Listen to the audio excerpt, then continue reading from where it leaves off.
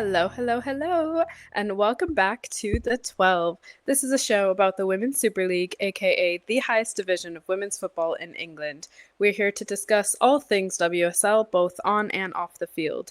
Each week, we'll be breaking down games, showcasing stars, and highlighting important stories surrounding the game, and that includes in the off-season. My name is Deepti, and I'm here with my co-hosts Mark, Tombaum, and Treb, and this week, like I said, it's about off-season news. We've got summer transfers, we've got coaching changes, we've got other big news to talk about. So let's get straight into it. I'm going to turn it right over to Treb because we got exciting confirmation that the league is going to expand. Yes.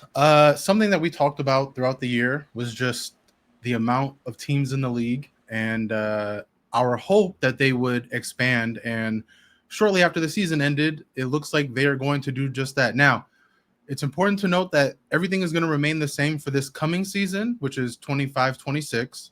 But the expansion is set to take place the following season for 26-27, going into the World Cup year, which should be really fun. And essentially, to make it as easy as possible to explain, so what's going to happen is the league itself is going to grow to 14 teams. That's what we'll have. So we're going to add 2 more clubs. And the way that they're going to do it is that the top 2 teams in the WSL 2 are going to be automatically promoted into the WSL. And they're doing something really interesting and fun, which is a playoff where we'll see that year's bottom WSL side take on the 3rd place WSL 2 side to determine who gets that last spot. So to make this as easy as possible, we'll use this past season's table as examples. So if this were in effect at the end of this year, what we would see is we would see London City and Birmingham City being promoted to the WSL automatically. And we would see Crystal Palace taking on Charlton to see who would become that 14th team. So I think really hard done by for Crystal Palace, who struggled a bit this year, but also looked like a team that probably deserved to stay up at times.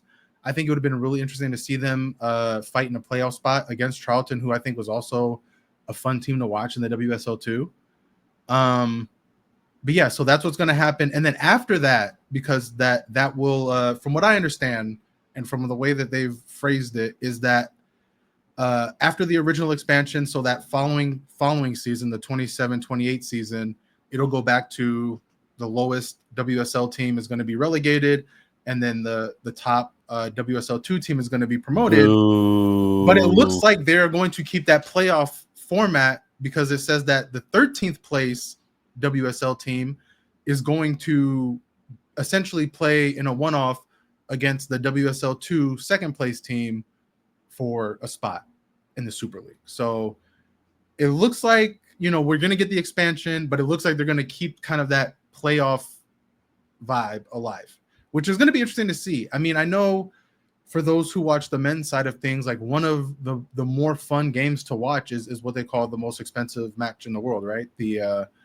that kind of that championship match where they determine who's going to go to the Premier League.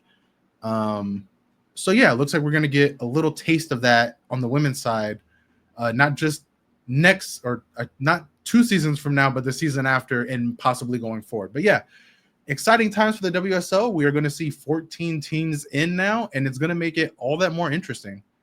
I mean, I cannot wait to see what WSL 2 teams finish because, as we know, London City is going to be promoted this year, and Crystal Palace is now relegated. So you're going to have Palace trying to fight for that spot to return. You're going to have Birmingham City and Charlton fighting. But I'm also really interested in teams like Newcastle, in teams like Sunderland, who kind of have, or not kind of, but who have a men's side, especially a Newcastle, like a men's side that is not short of money. And so I'm really curious to see if we see them extend that resource to the women's side to see if, okay, now that we have this expansion, let's see if we can get the Newcastle women's side up into the WSL and really start cooking. And I think that that's what we talked about when we talked about expansion, right? Was getting some of these other clubs in that maybe mid-table clubs on the men's side that do have women's teams to see if they can, get involved on that side of the club and really make a push for it. So I'm super intrigued. I'm super excited, and I can't wait to see how it all goes. Yeah, that is really exciting, and I think it would make for a more exciting like WSL 2 season as well. Because I mean, I guess this past season, like between Birmingham City and London City, it was very close towards the end. But a lot of times we can see where the top spot is can be a runaway, and then because like second place doesn't get anything either, there's really no competition towards the end of the season. But this way, like because top two spots and then even a third gets a playoff chance, like there's way more to play for those 12 teams. So hopefully that like brings about a more exciting and competitive WSL 2 season as well. Yeah, and on that note, and to piggyback off that point, like I'm happy about this format change for a number of reasons, but especially for those teams that have been in the WSL2 who have been investing, like your Birmingham City, your Newcastle, Charlton, like they've been near or at the top. Bristol City, of course, has been in the top league recently. We assume Crystal Palace will compete for the top as well. And so like they've been kind of near the top of the league the last few seasons. So yeah, I'm really curious to see who actually is the top three. And like I agree. Like I think that makes for a more compelling, I guess, storyline for the WSL2. And I'm real quick, like I'm sure we'll talk about it when we talk about the transfers, but it's also going to be interesting for the WSL because I mean, this past season we saw a team like Tottenham who had a lot of expectations just barely, well, not barely, they finished 10 points over Crystal Palace, but like there were times where it very much looked like they might be relegated. And if they're in the same position next year, they will be. Or no, I guess they won't be, but they'll be fighting for their relegation lives again. And going forward, like if they're second to last, like they're gonna be fighting for that spot again. And so I mean, like I said, we'll talk about it in transfers, but there's one team in particular that looks to be already riding that danger zone in Liverpool. And so it's going to be interesting to see how that shakes up on the WSL side of things too. I love how we've talked like exclusively like about the bottom of the WSL table, and here I am going to be like, the most important thing about this is that the UEFA coefficient goes up higher, so that means that there's more teams that get to go to the Champions League. As a person whose team finished in fourth place in a league that has 12 teams, so therefore only 3 spots awarded. But I'm not bitter at all. Not at all. It's so true. There's things to compete for in both the WSL and the WSL2 next season. Extra spots for different things, but all the more exciting. So that's good. Any other thoughts on? No, I mean, like Tom said, I mean, I would hope in time we get more Champions League spots. Or European spots overall, yeah. Yeah. Well, yeah, I guess spots European overall. spots overall, but specifically Champions League spots. I think like the top and 2-3 teams having to compete in these playoffs is wild. Yeah. We've talked a little bit about like the new Champions League format, but when we get to that part of the season, which is honestly not even that far away, the like playoff or qualifiers, whatever they call them now, start in just over a month, I think. So, but yeah, the whole thing about more European spots and not really having like a Europa League and just having the Champions League dropouts going down, I don't like that part.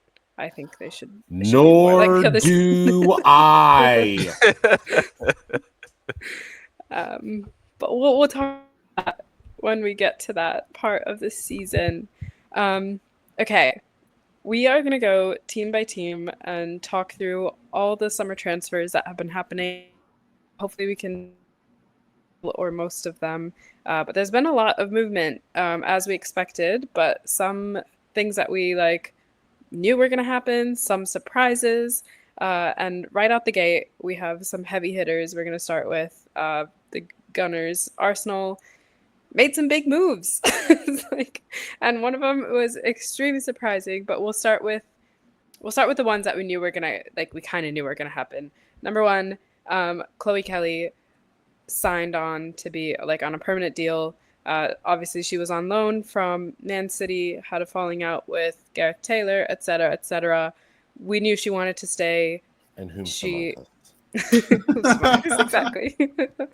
But yeah, great to get like confirmation that she actually did sign on on a permanent deal.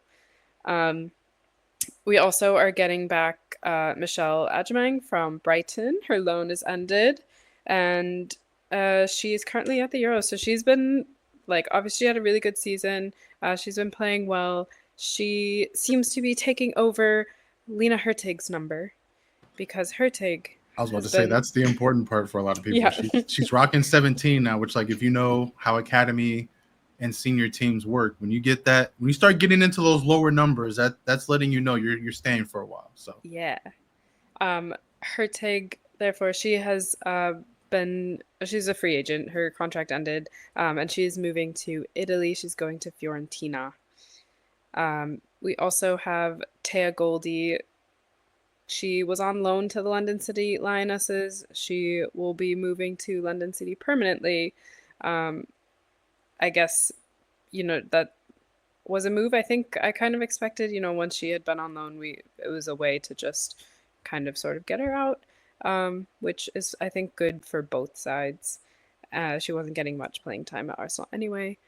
And then we have Amanda Ilstedt, who, again, her contract ended and she is leaving the club. TBD on where she's going to be. But she just, was coming back from maternity leave, got a bit of playing time towards the end of the season, and now is on to the next chapter. And then the two big ones. Two players from Liverpool are coming to the Arsenal. And Treb, why don't you start? You've got your hand rubbing your hands. You're so excited. I mean, Let's start with Taylor. it was BOGO at Liverpool. It was buy one get one free. You know what I'm saying? So the first don't do them black women like that. Don't do that. Don't do that. I mean, don't okay. do that. Well, listen. I'm just saying we got our second homecoming because as we talked about with Chloe Kelly staying permanent, she was a player that was part of the Arsenal Academy, and one of her classmates from that same season who left the same time she did, Liverpool defender and all-around amazing player Taylor Hines is returning to Arsenal. She comes on a free, so we were able to get an amazing player that's going to provide a lot of depth at what we need in defense. I know a lot of people have kind of been talking about like how is she going to play, this and that. I don't think that people understand just how many minutes players like Katie McCabe and especially like Emily Fox had to play last season. I mean, you're talking about just domestically, you have the WSL, you have two different cups that you play in, and then you have the Champions League, right? So that's a lot of football in and of itself. But then when you're talking about someone like Emily Fox, who represents the U.S. women's national team, they seem to have friendlies every other month. And she was playing 90 minutes for them. And so, like, that is a lot of football on those legs. And so if we can get in a player like Hines, who can step in and have the talent not drop off at all, that's huge. And then the second player. Wait, you don't want Emily Fox in a pain cave? No more pain caves. No, okay. No, that's an Emma Hayes thing. Ask the Chelsea. We'll get to them. Ask the Chelsea women how that pain cave is going. You know what I'm saying? Because they're punching air, especially after what was essentially announced. It hasn't been officially announced from the club, but all reports are indicating that Arsenal have just set a record, signing the first £1 million player, bringing in another Liverpool star, and this one was apparent. This was supposed to be their future, a player that they signed just last year. I mean, almost to the day, I believe, last year in forward Olivia Smith, and that was probably the biggest sign. Well, I'll say this: it was the biggest signing of the summer for all of about 5 minutes, because there was a departure from the WSL that was equally as big that we'll talk about. But yeah, for as far as Arsenal goes, like that is the biggest signing of the summer. That's the biggest signing, dare I say, in the women's club's history. I mean, that it's definitely the most expensive. £1 million for a player like Olivia Smith. She's only 20 years old. She's going to provide a lot of I mean, I don't even want to say depth because she's going to start. Like, she's going to play. We did need help on the wing. Whoa, you think she's gonna replace Russo? I don't think she'll replace Russo. Like, I don't think she'll like start like that. But I mean, like, again, kind of the way I see Taylor Hines, where it's like it's going to be a clear rotation, right? Like, you're not going to have Russo playing every single match 90 minutes all the time. So, like, I do think Smith is going to have a fair amount of playing time. I wouldn't be surprised to see her on the wing either. Like, I know she plays mostly as an out-and-out striker. I still wouldn't be surprised to see her kind of really get minutes in that Beth Mead role where they're kind of, playing her on that outside opposite of Chloe Kelly. So I think unless they have another trick up their sleeve, which, everyone knows there's one winger I'm thinking about constantly. So unless that seems to happen this year, but it doesn't look like it. But yeah, I mean, it's from an Arsenal perspective, it's been fun because it was a very quiet June. And I think it was something we all expected as we waited for Chloe Kelly's contract to run out. Early in June, there was rumors that Hines might be a target. So it's like we spent all of June waiting for these contracts to run out. Then we started making our move. And 11 days into July, all I can say is like Renee and company are cooking hard. They are in that kitchen. Well, all due respect. I mean this in the most non-misogynistic, respectful way. They are in the kitchen cooking hard right now. Right? Like, that's what they are doing. So I Renee hasn't done anything to just like, I can't say enough. Like, where's the lifetime contract at this point? Because she comes in, she wins Champions League, and then she follows it up with, we kept Chloe Kelly, which was huge. We got Taylor Hines on a free, which is huge to get a talent like that on a free. And then you spend $1 million on someone like Olivia Smith, who is going to help in the immediate and is a player for the future for sure. So very happy with the last 11 days. Go ahead. Trev, I feel like you manifested this move. I did, didn't I? I feel like you did. I feel like because how? Well, I mean, I kind of did, I guess. Because we kept on talking about like over the season, course of the season, how Liverpool like really needs to do something to take care of to keep Olivia her Smith, to keep her, and like what was really interesting. We'll get to rumors about that club later, but Deepti has a theory, and I think it's correct. Oh, I gotta hear it. I don't think I've heard this theory, but yeah, we'll get to that later. I think you know the theory, but yeah, okay. Well, no, my thing is, obviously, I mean, we know Olivia Smith, I think, came as a shock to both of us, to all of us, but we knew other teams were also interested, because who wouldn't be? But my thing for her, I think, between like Chelsea and Arsenal, I think she would have picked whichever team won the Champions League. And because we did, she went with us, right? Well, if Chelsea ended up winning, I feel like she could have gone there. Well, the reports say that Liverpool rejected an offer from Chelsea, and they rejected an offer from Lyon as well. Yeah. So I think you're right. I think it was very much a case of like Olivia Smith was like, okay, whatever kind of Champions League contender comes calling or Champions League winner comes calling, like, I'm going to go there. Yeah. Because again, I think we all thought Barcelona would win it. So, and I don't think they would have been looking to add to their already extremely potent strike force. But I think it was a case of like, okay, what team looks to be the next biggest threat that I can move to? And I think you're right. I think winning the Champions League for Arsenal was huge for this very reason. Because one, when you have a new manager like Renee come in, I think a lot of players around the world understand. Well, I think a lot of players understood it's going to be a new day at Arsenal, a club that is already very attractive to a lot of players.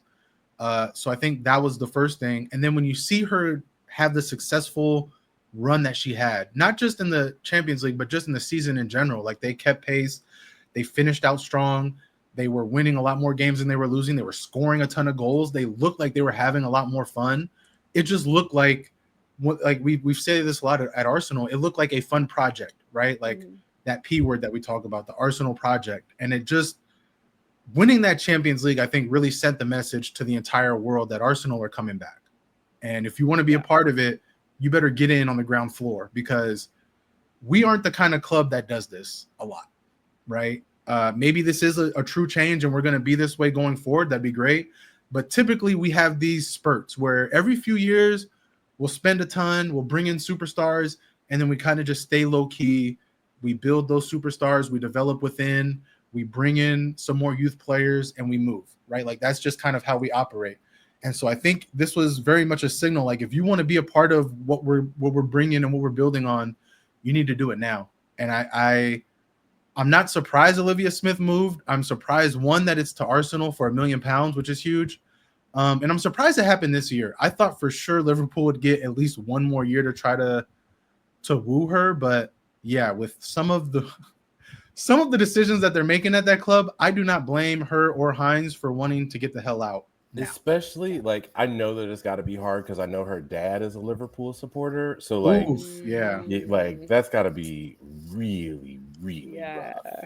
And lastly, what I want to say is, like, this has been homecoming season, and Mark is smiling because he already knows where I'm going with this. I was gonna say I don't think it'll happen. Chelsea fans can chill, but like for the jokes, for the lols, there is one more player from that very same class with Chloe and Taylor who is balling out hard, whose contract I think is running low, and who is blonde.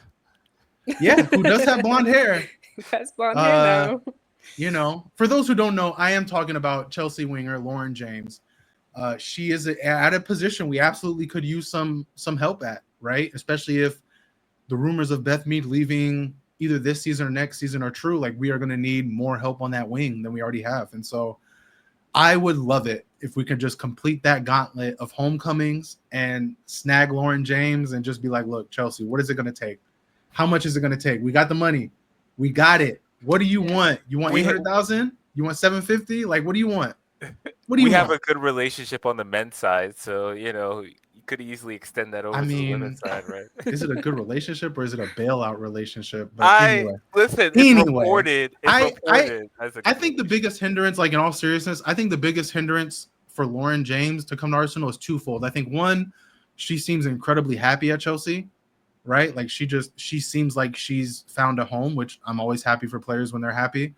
And then two, something that doesn't really get talked about a lot is her father. And when she left Arsenal, it was very much at the behest of her father, and it was very much sour grapes left with the things that he said publicly about the club.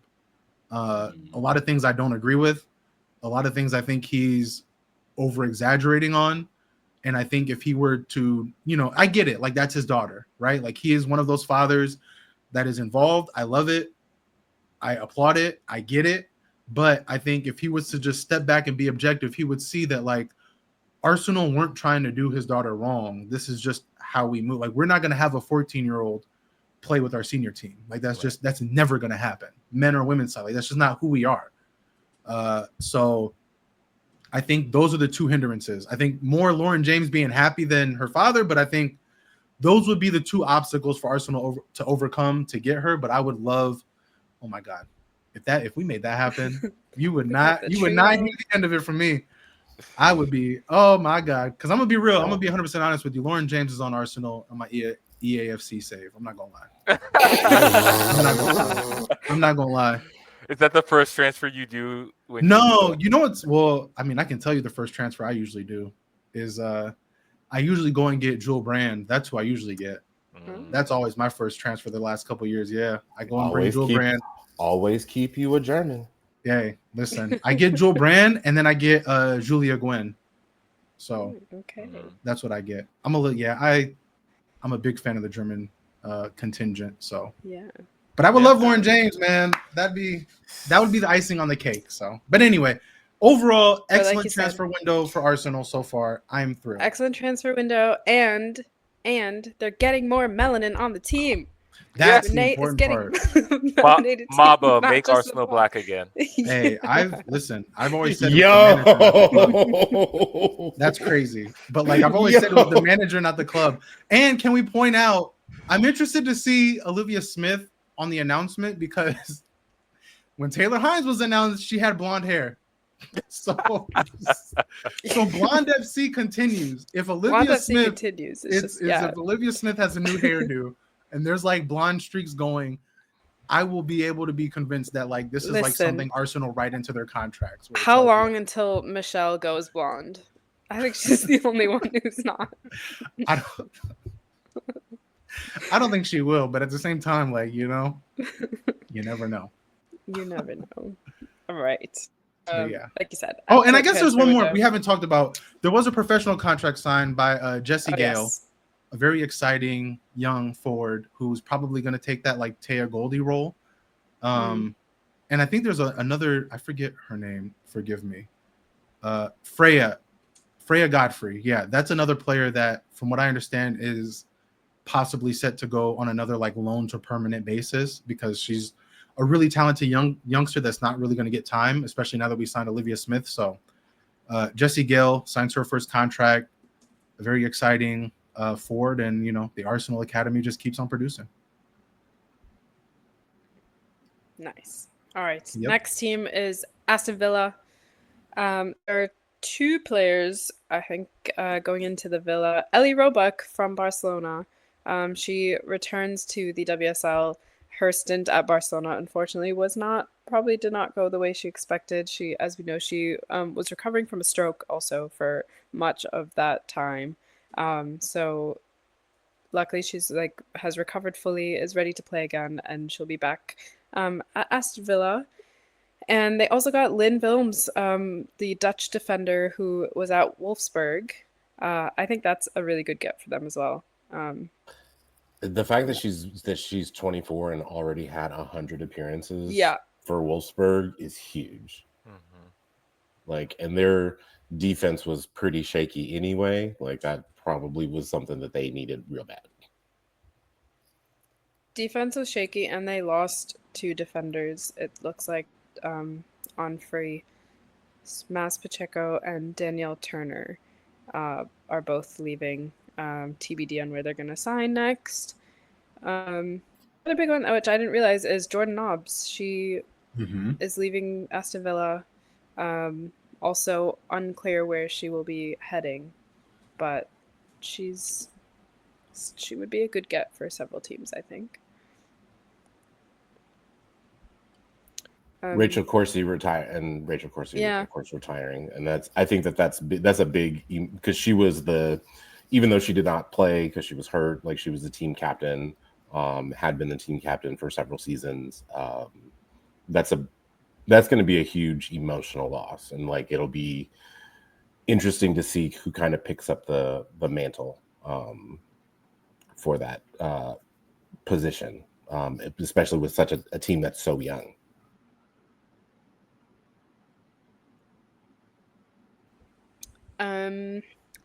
Who else? There were a couple loans that ended as well. But otherwise, Villa fairly quiet. Just those two big transfers in, I guess. And then Brighton. Brighton has made a couple cool moves, I think.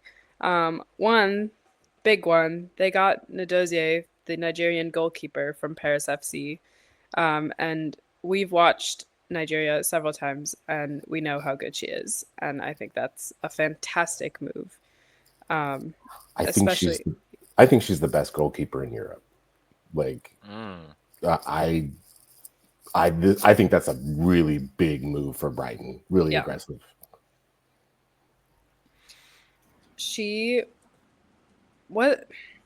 I know she like in the was it the Coup de France final, she like saved those penalties against PSG, but there was, I think, was it another like Nigeria game, international game, she like made so many saves. I can't even remember which game it was because there've been so many, but there was like one 4 or 5 saves. I think I know the match you're talking about. Yeah. I feel like it was the last WAFCON tournament. I think that's what it was. I think it was the last WAFCON. Yeah. Where she had like a match where she had like 6-7 saves. It felt like she was just standing on her head. Right. But that's a huge. I think you're right. Brighton has made the type of signings where it's like if you're a football head and you just like you follow the sport globally, like they've made some signings that really excite you, because this is a team that finished 5th and they finished a ways off of the top 4. But I mean, again, with how the league is going to look kind of in the next few years, but how things are going to look next season. It's going to be interesting to see if they can take that next step and really start challenging the likes of United and City and, see where they fall. I don't think they'll, I don't think they're reaching Chelsea Arsenal level just yet, but they can make it real interesting, I feel like. It's interesting with their signings. They prioritize defense and goalkeeper, which like I think that totally makes sense. Like if I think they had like a couple flaws that probably kept them out.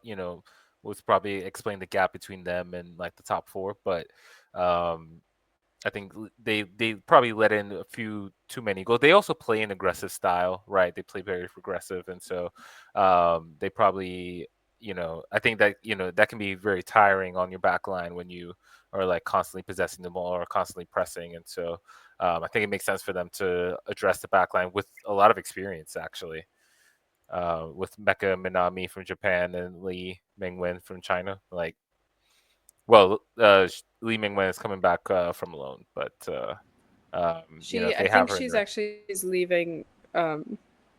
The loan has ended. I think she's being released on. It was like a mutual ending. They were thinking of signing her back, but Lee's leaving. But they definitely are getting Minami from Roma. Yeah, and they let in 41 goals last season, so they conceded 41. I think that number gets cut in half with Ndozie at goal, to be honest. Like, it sounds dramatic to say. Like, again, outside of teams like Arsenal and Chelsea, like I just don't see many teams scoring more than 2 goals a match on them, maybe even less. So if they can do that, they can be in a good place. It sounds obvious for the sport of soccer, but those are really the two. If you can stop teams from scoring, and then if you can find a way to score, like you're going to do really well in the WSL, which again sounds obvious and it's easier said than done. But you look at a team like Arsenal who have Daphne Van Domselaar step in and pretty much shut down everybody. And the times that they really got routed were the times where she wasn't in, right? And so like you see that difference even against teams that are considered inferior opponents like a West Ham and like a Villa. Like they just feast when you don't have proper goalkeeping. Yeah. And Mark said they've focused on defending. It seems like they've lost a few defenders as well. Poppy Pattinson is going to London City Lionesses, Guro Bergsund to Wolfsburg, and Maria Thorsdottir has left as a free agent as well.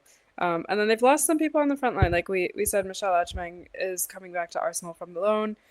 They had a Barcelona player who's going back after her loan ended as well. And then Pauline Bremer, the German forward, is going to FC Cologne. Shout out GOAT team.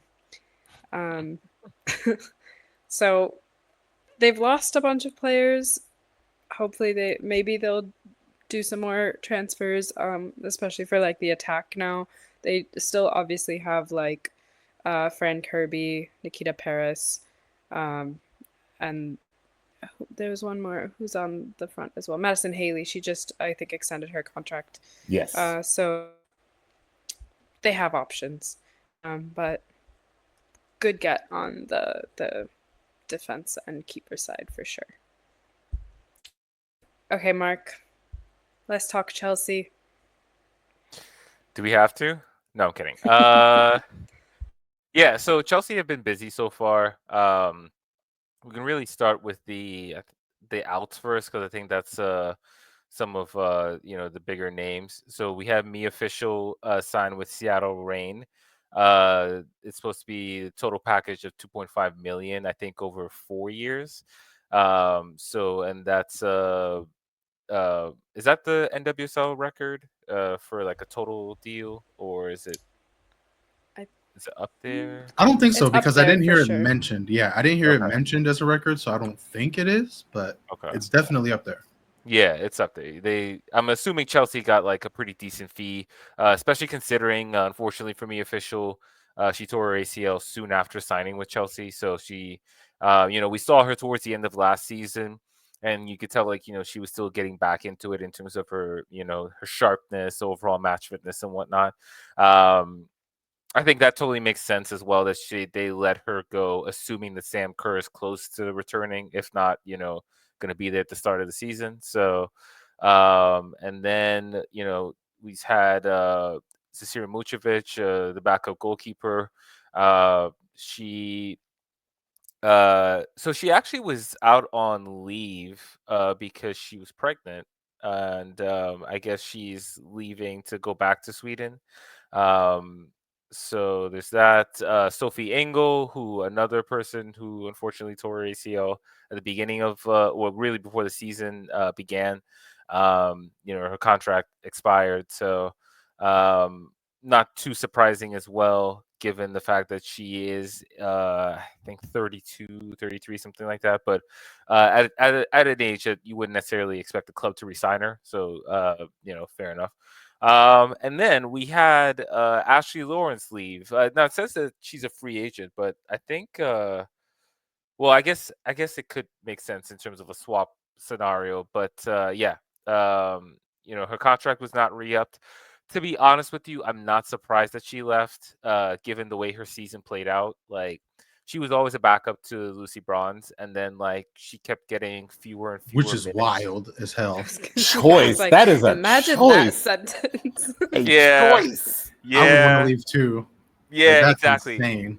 Well, and not only that, like her minutes dried up as the season went along. She got fewer and fewer minutes. She got some, as we say in America, DNPs, did not play. So, including like the FA Cup final. So, I wasn't surprised that she left. That was one of the first rumors I saw of the women's summer transfer, that the potential swap deal for involving Ellie Carpenter. And that is what we saw. And so Ellie Carpenter, the Australian defender who played for Lyon, of course, played under Bonpastor at Lyon, has now signed with the club. I think that wasn't a surprise as well, especially after her partner, Daniel van de Donk, signed with London City Lionesses. Um, I don't know why we had to facilitate that move necessarily. But what I will say in the positive, right, like, obviously, for whatever reason, Bonpastor didn't trust Ashley Lawrence, right? Didn't play her at all. And we saw a lot of Lucy Bronze. Lucy Bronze played every minute of that 4-game series against Man City. She even played some center back. But she played a lot, like probably too much. And I think it showed, especially against Barcelona.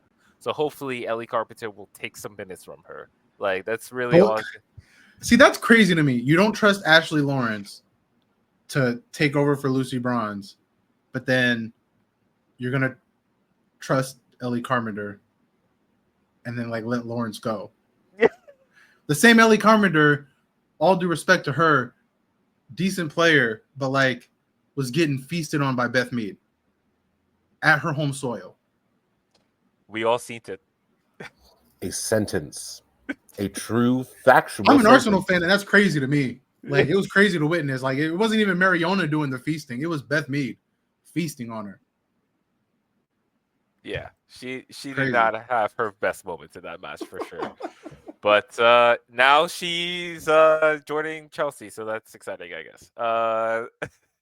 We also I wonder how much Sonia, like, being at Chelsea, played a role. If she's just like, oh, I want to be back with Sonia. I feel like it played the role because I don't like, I know a lot of times in women's soccer we beat around the bush, but I think with these two, they are very much, very, very outwardly super supportive of each other. I'm talking about Ellie Carpenter and her now new wife, Daniel Van Donk. I'm gonna almost call her Van Domselaar. The other DVD. Yeah, the other DVD. Van Donk. They are very much like. So, like, I think it was very obvious when Van Donk made the move to London City, and we'll talk about that later. I think it was very obvious that Ellie was going to come to Europe, like to WSL, one way or another, by hook or by crook. Yeah. And when you just look at the teams that can afford that kind of salary, I don't think Arsenal was ever going to do it. Obviously, we brought in Hines, and we have our backline, I think, solidified. I don't think Man United was going to do it, just based on how they've moved. And again, we'll talk about Liverpool, but like they seem to be selling. So I think it was very much a case of like, okay, Sonia's at Chelsea now. I can probably convince her to let me in. You know what I'm saying? Give me the London. gate I mean, I code. think it was even like narrowed to just London teams. Really? know, That wouldn't so- surprise me either. Yeah, I mean, if Yeah. they're gonna, they just got married. I would want to stay That's like true. close, live Super with my close, yeah. partner, super close, be a London team. I'm an so, American like, though, so like, you know what I'm saying? I feel like everywhere in the UK is close enough. Like, you know what I'm saying? Like in America, like we have long distance like you can be dating someone from LA to the Bay, and that's not even considered long distance, but that's still like an hour and a half flight. Yeah. So what do I know? Everything's huge over here. But yeah, I think Chelsea was like it was either like I think you're right, DT. It was either going to be Chelsea or Arsenal, and I think Arsenal was out of the picture immediately. Thankfully, respectfully. They also, I mentioned the Musovic goalkeeper leaving. So 2 goalkeeper signings were announced. Becky Spencer, who she came over actually when Musovic went on leave, and so her move has been made permanent. Also signed young, I guess you could say, up and coming goalkeeper, and Livia Pang from Sweden. From Werder Bremen, but she's Swedish. So I get, just adding to the goalkeeper ranks. Also added young German forward Mara Alber. I guess like she's kind of been the big signing for Chelsea so far.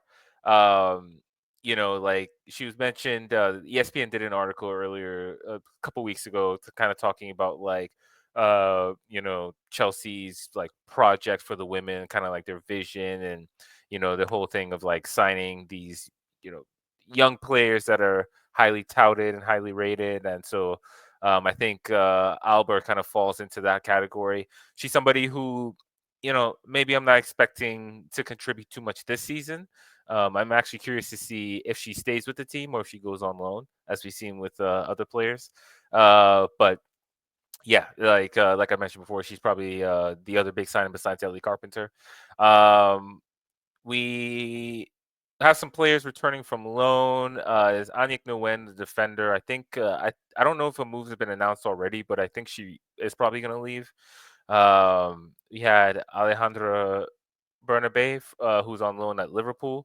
I mean, I think she could get playing time.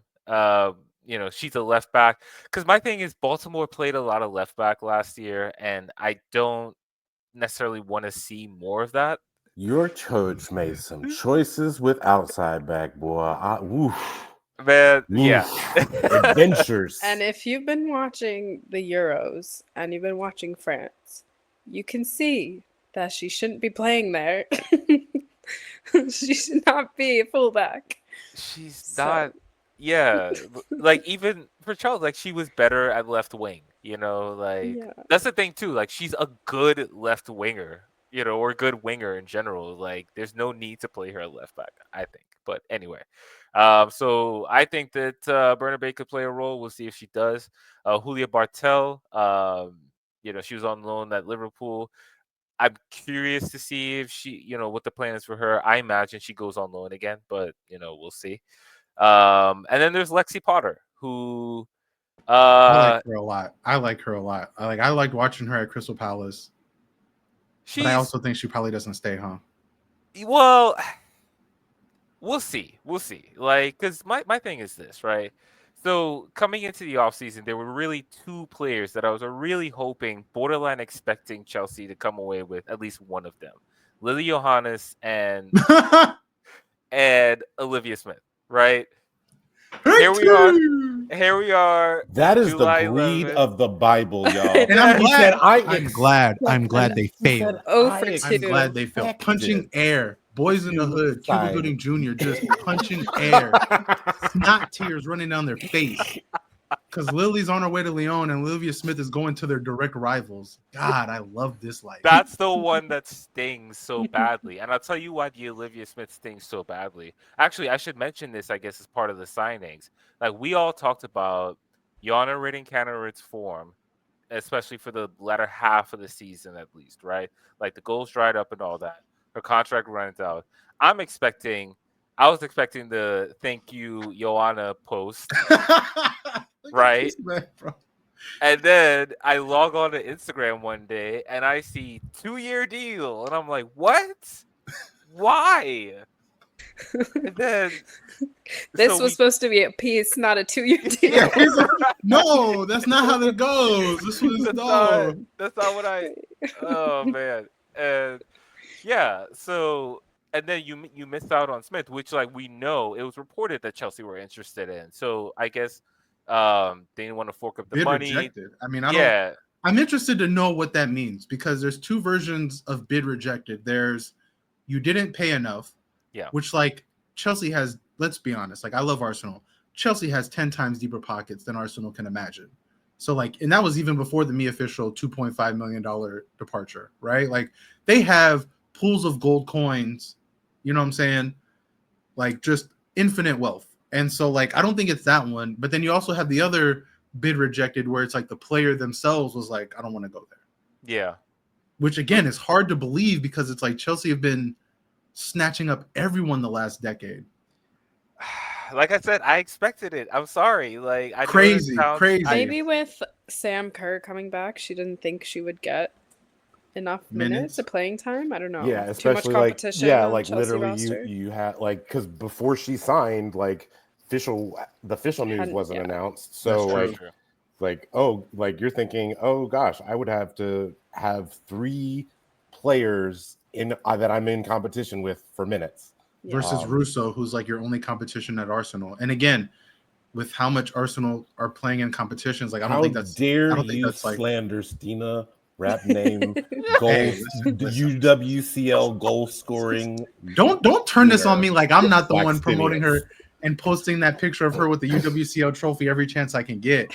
I know who she is, but again, like this is what I'm saying. I'm objective when I talk about my team, right? Like I love my team, but Stina is a super sub supreme. Super sub. Like that's what she is. She like I don't care. Like that's what she comes off the bench. She is like oh my god. You know who she is? She's Mariano Rivera. That's who she is. She's You know the what I'm saying? closer. Okay. We're not starting her. That's not her job. Her job is to come in, enter Sandman, and close that bitch out. And so like, you know what I'm saying? Like so I appreciate what Stina does, but yeah, I think you're right. I think looking at the landscape, Olivia Smith could probably feels better with her chances of playing, at Arsenal than she does at a stacked Chelsea.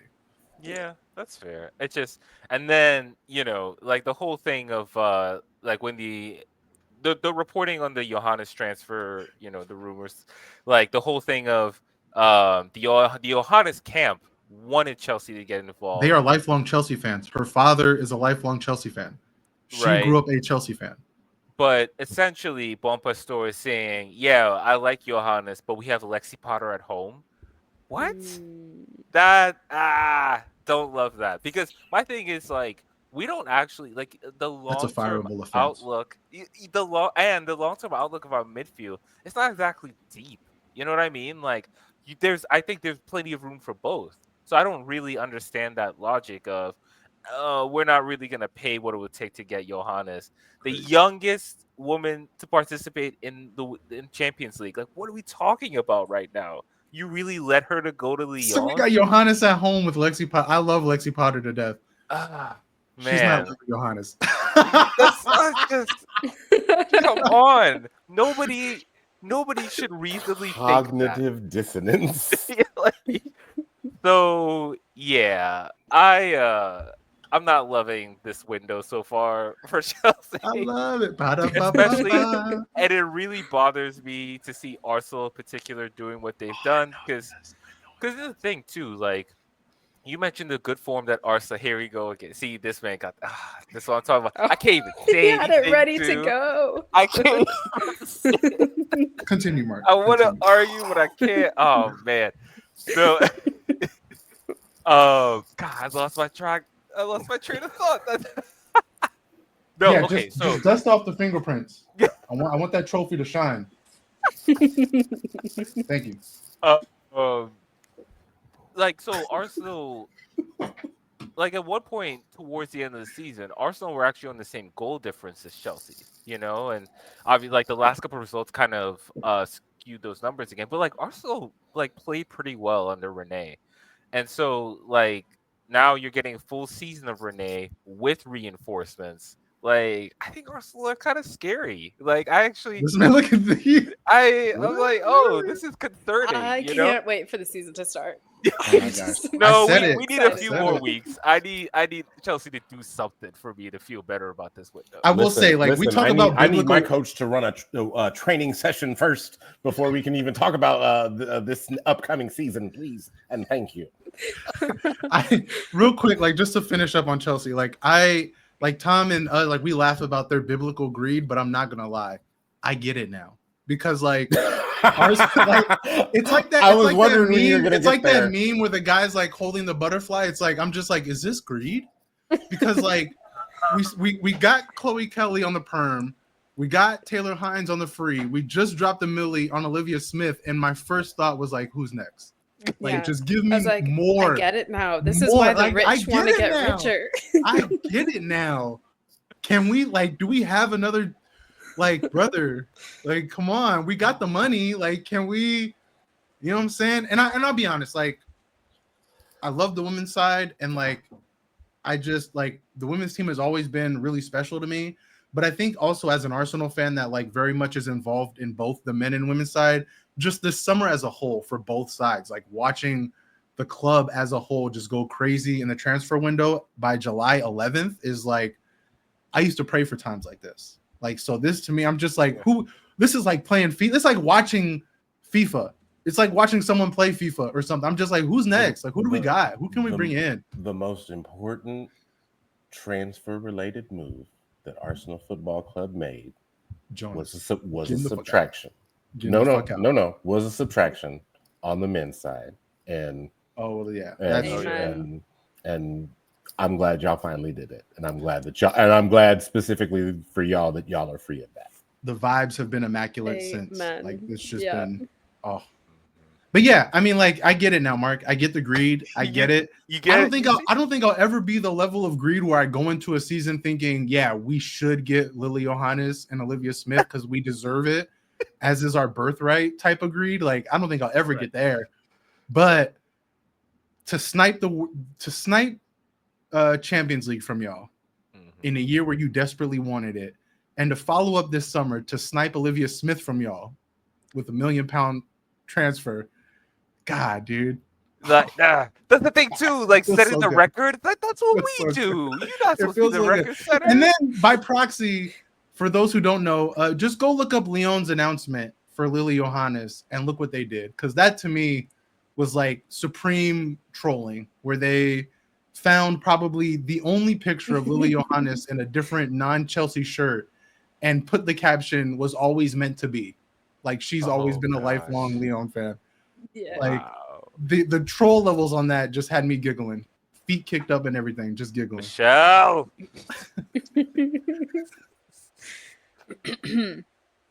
All right. Shall we go to Everton? Everton, we know, last January window, they made a lot of moves, a lot of good moves. And this time, like, they've made a few, but they've more like just extended some of those January,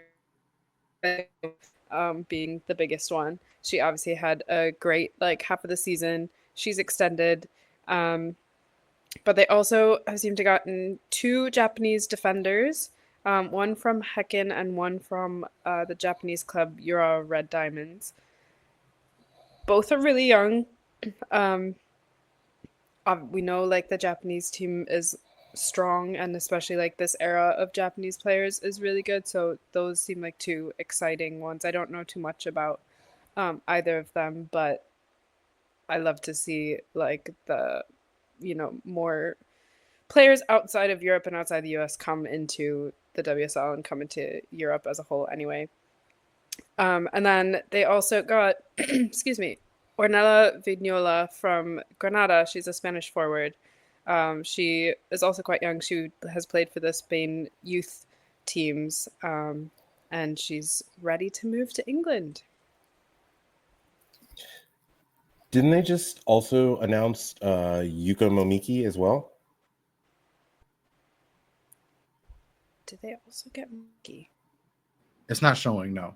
So maybe that's a like. I think like, this is like within the last within the last 14 the hours. latest. Oh, okay, so Okay. so it's like Olivia Smith, where it's like reported to be done, but not like official. Right. Yeah.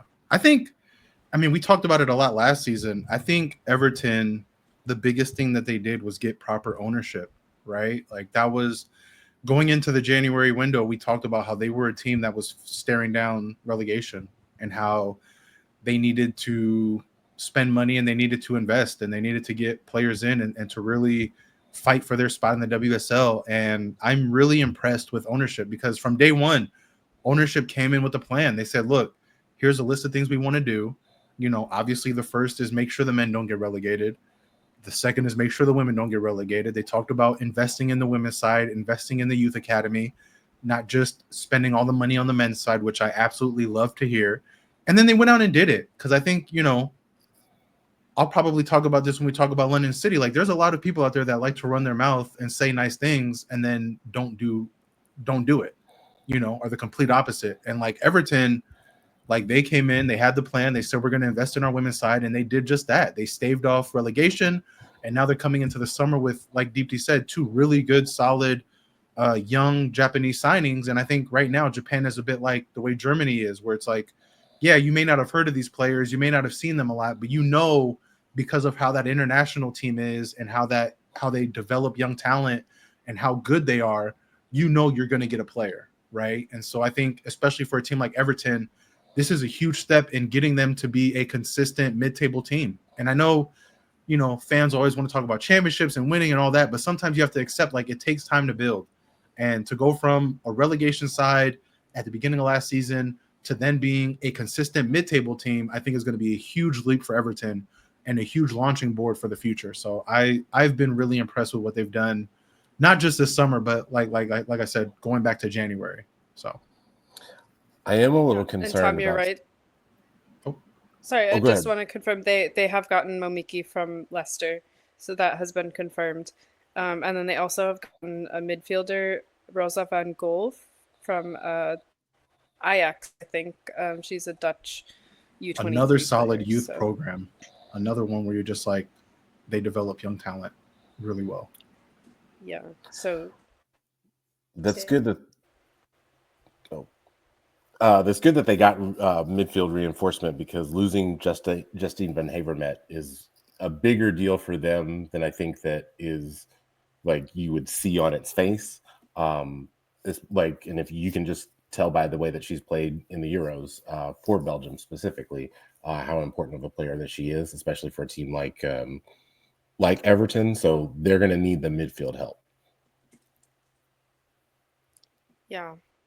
And then in other departures from Everton, they are losing Sarah Holmgaard to Real Madrid, Caroline Olsen to Malmo, Heather Payne is a free agent, TBD. They've lost a couple loanies. Maren Mjelde from former Chelsea star, she is also a free agent, and then Rika Madsen, also going to be a free agent. So they have lost a bit of talent, but it looks like they've made some pretty good signings again this window. I think they're going to be, you know, with the whole, like we said, with the whole new ownership and new everything, they've really turned around, and so they're going to be exciting to watch as well. Okay, then Leicester, like we said, they've just lost Momiki. It looks like they have not made any signings yet. But they've lost a couple other players. Sayuri Takarada, another Japanese player, midfielder going back to Japan. And then Lena Peterman, a German forward, going back to Germany to Werder Bremen. We're going to talk of relegation, so they need to do something. This is the team that like I would bet my money that's going to get relegated next season. Yeah, it's not looking good. I mean, especially when, you know, anyone who knows the alphabet, we're getting close to London City. Like, that is a team that has come into the WSL not playing any games. They are putting their money where their mouth is. And so I think this might be one of those years where it's not going to be a case of first team promoted, first team relegated. well, I mean, I guess especially with how the new relegation is going to go after this year, but like, I worry for Leicester, and I worry for the next team we're going to talk about. Yeah, that's right to it. Liverpool. We've already mentioned their two biggest departures, Taylor Hines and Olivia Smith. They have also lost a lot more, it looks like. Tegan Micah, the goalkeeper, going on free agent. Jasmine Matthews, an English defender, also now a free agent. Yana Daniels and Neve Fahey has retired. And then they've lost a few of the loanees that we've mentioned earlier, including a Sam Kerr, who is not the Sam Kerr, but the Scottish one, going back to Bayern. No transfers in as of yet. However, We got one. perhaps a new coach? Question mark. A familiar name returns to the league. Tom, any idea who that might be? Yeah, Tom, tell us. Who are they rumored to be hiring? That's a little rude, but they are rumored to be hiring. They're in talks with one Welsh manager, Gareth Taylor, which is a choice. Are you going to have a bold prediction on a week into the new season, calling Gareth Taylor the best manager in the WSL? Oh man, Like can't you live this down. If it will get him fired, absolutely, I will do that. I will absolutely do that if it will get him fired. But yeah, that was one of like my I know some players were leaving and why there's a big exodus from Liverpool is if they were hearing that Gareth Taylor might be going there. Especially, you know, like for Taylor and Olivia, I'm sure they, or at least Taylor, like speaks to Chloe Kelly. I was about to say Taylor heard that situation. Chloe Kelly was like, "Listen, man, if you can come home, Get out. Yeah. Like, now." there had to be some influence there, and yeah, Olivia Smith, if she was like, if he's coming, I'm not staying. Goodbye. So I don't know. I mean, they have it now. Like, what are they going to do with it? Hopefully, something. But the thing is, they should have already been done something. Like I just assumed Liverpool signed somebody by now. Like this is what worries me. And honestly, in the same summer that the men's team just spent 120 million on a player, and That's this what is worries like, me. I feel like it's kind of like deja vu for them, right? Like when they won those 2 league titles in 13-14, and then like when the men's team kind of took off, went on their rise, like the attention for the women's team dwindled. Like, kind of feels like that's happening again. I'm worried. I think the fact that they spent so much on Wirtz is a direct correlation to why they have essentially gone through a fire sale with their women's side and why they haven't brought anyone in. Like I hate to say it, but it feels like a direct correlation. Like it feels like it. And we've seen, obviously, Chelsea kind of set the precedent, but Aston Villa most recently sold their women's team to like another holding, whatever. Now it's part of like trying to, Flip the books. Yeah, exactly. Well, yeah, get right with FFP and all that. But I wonder if Liverpool would actually do that as a way to be, because the like women's team side's sake, I think they need to. Yeah. Because like I said, we talked about it all year. I felt like Olivia Smith was an inevitability for leaving even before Gareth Taylor was announced as the new, a rumor to be the new head coach. But like, I thought for sure that they would get another year with her at least to try to like prove that she needs to stay. And it feels like they didn't even try. Honestly, it feels like they were just like, all right, cool. We got the first $1 million offer. She's gone. So I feel really bad for the Liverpool women's fans because it very much looks like a team that is essentially going to be a sitting duck next season. I mean, as it was with Hines and Smith, they finished with 25 points and finished in 7th, right? Like they were kind of hovering near that relegation fight a lot. And yeah, I mean, if they're not going to bring players in and those are the players going out, I put them right there with Leicester. Like it's wild that Liverpool finished above Everton.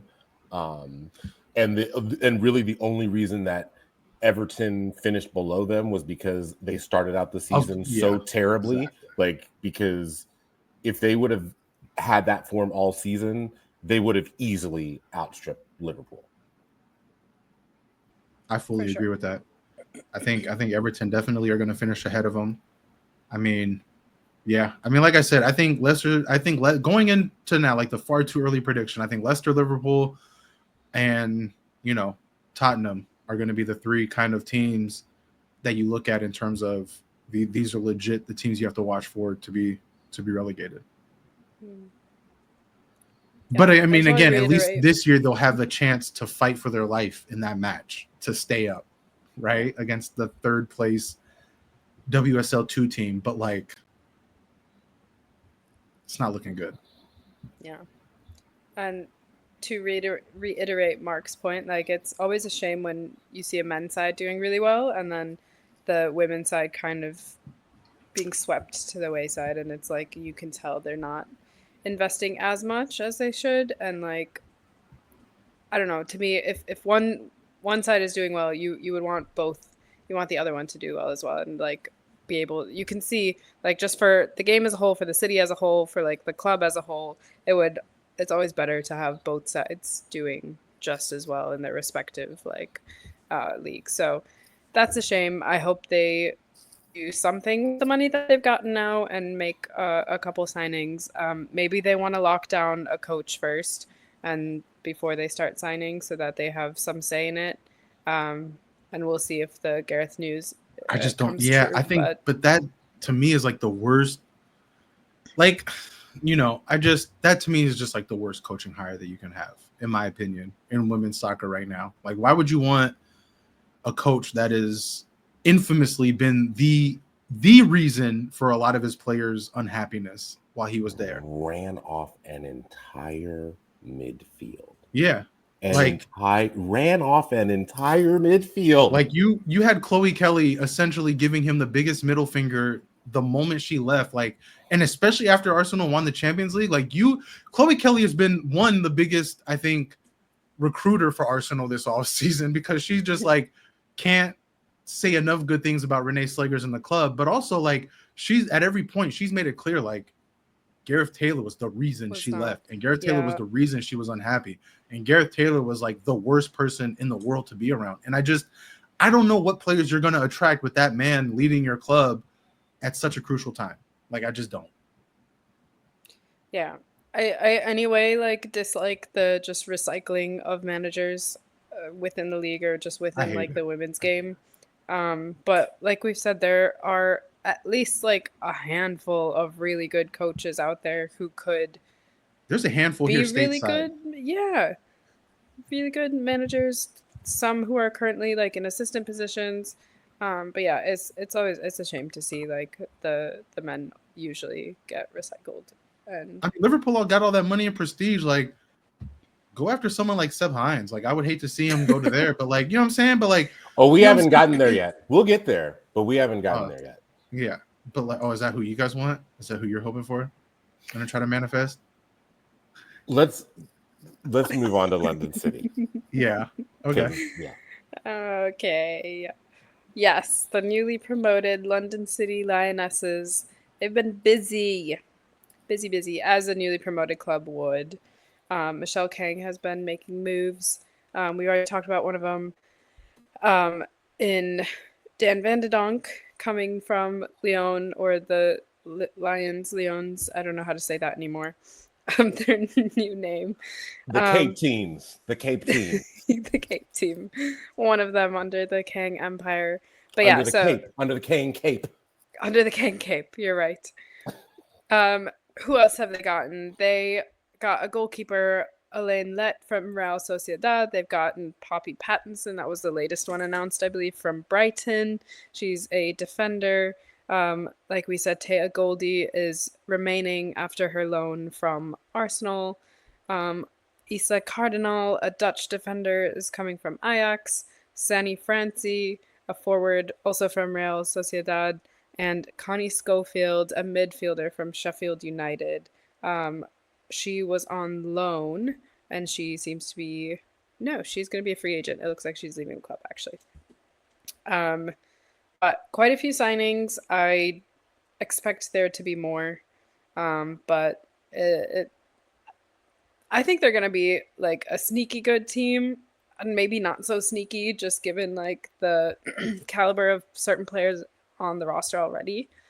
But yeah, they're gonna be an exciting one, and they have lost several people, but I don't think anyone of like a major influence.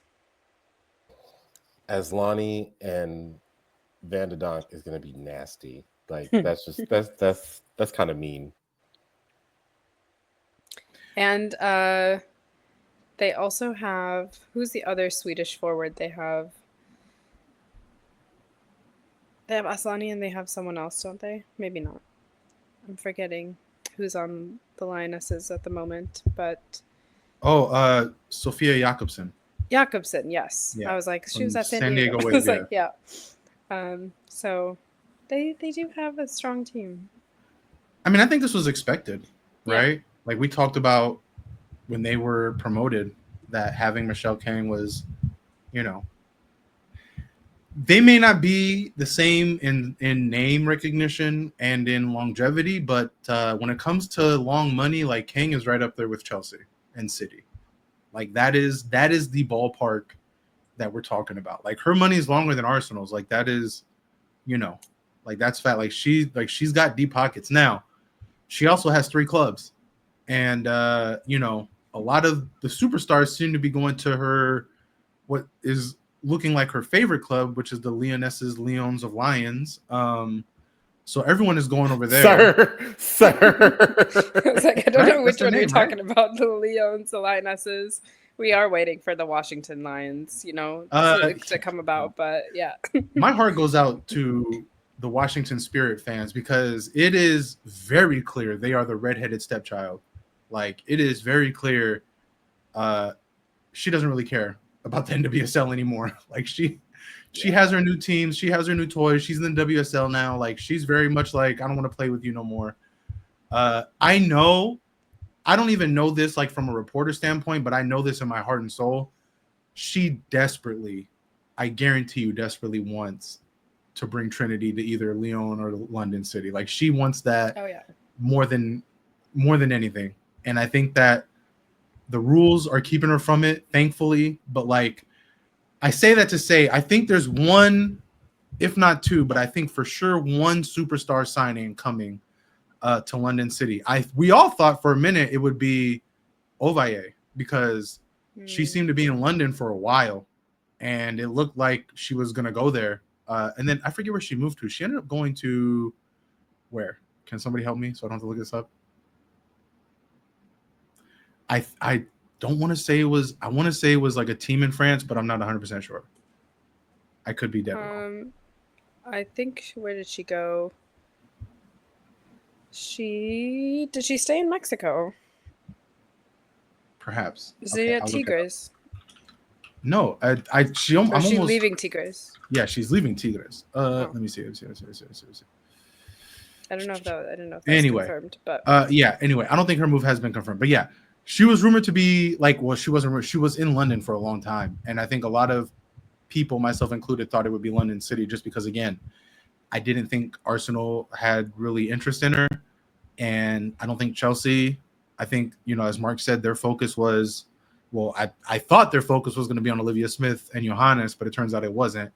But yeah, I just think that London City has at least one superstar signing in them. So I would be very concerned if I'm like one of those lower to mid-table teams, because like I said, London City's not coming in here to be relegated immediately, and I don't think they will be. So I have a question. You were talking about the rules and how she won't, like, because of them, probably won't be able to bring Trinity over. How is she able to move Van de Donk from the Lions to the Lionesses?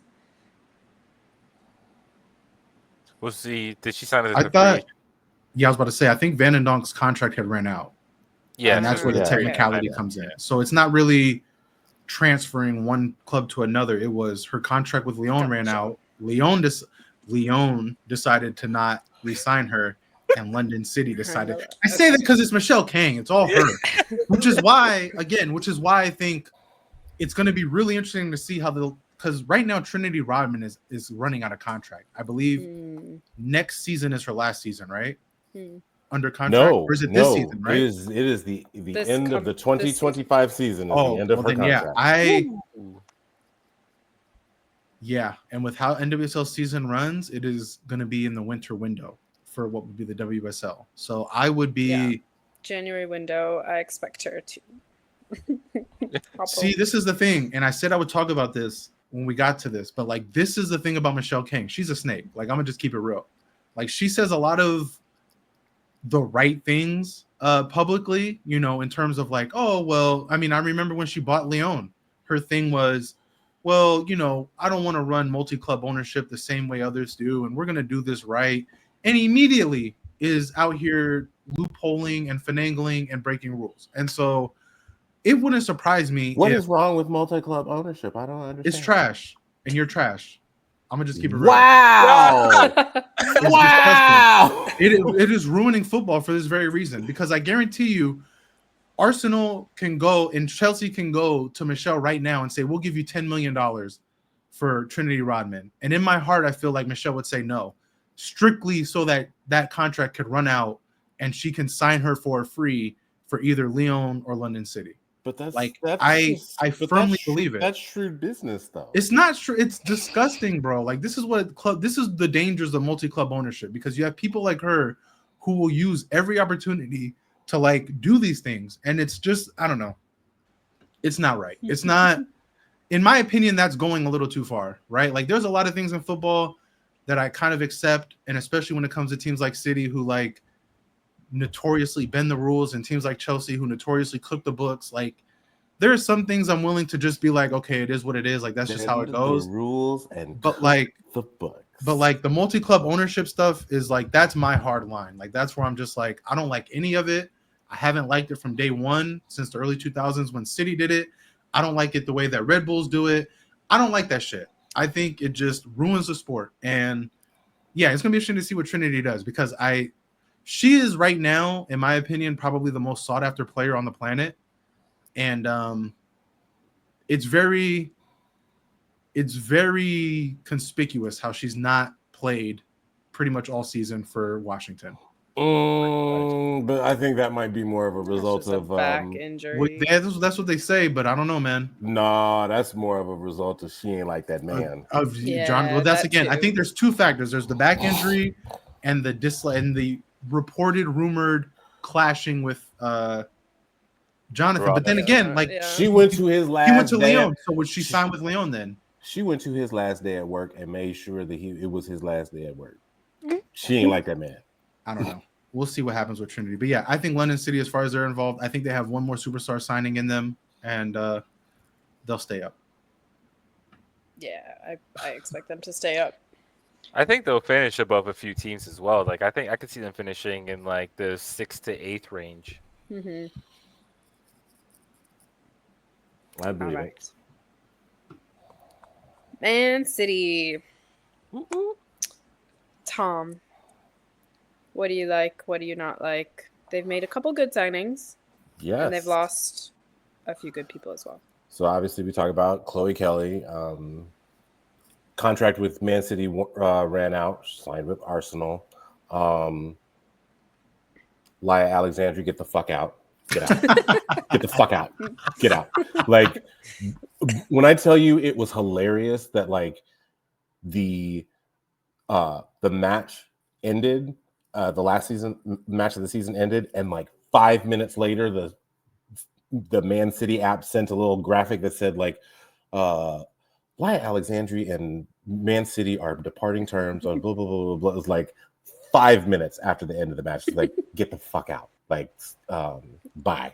Also, like, again, further proving if you have a Spanish defender, you just have a midfielder. Jill Roord went back to the Netherlands. She's going to play for FC Twente. I think that was more of a. I think she just needs to be at home. I don't know what, like, she just didn't seem happy, and if she just needs to, even when she was at Wolfsburg, she didn't necessarily seem happy. So I think she just didn't seem happy at Arsenal either. She just needs to be at the crib, and that's cool.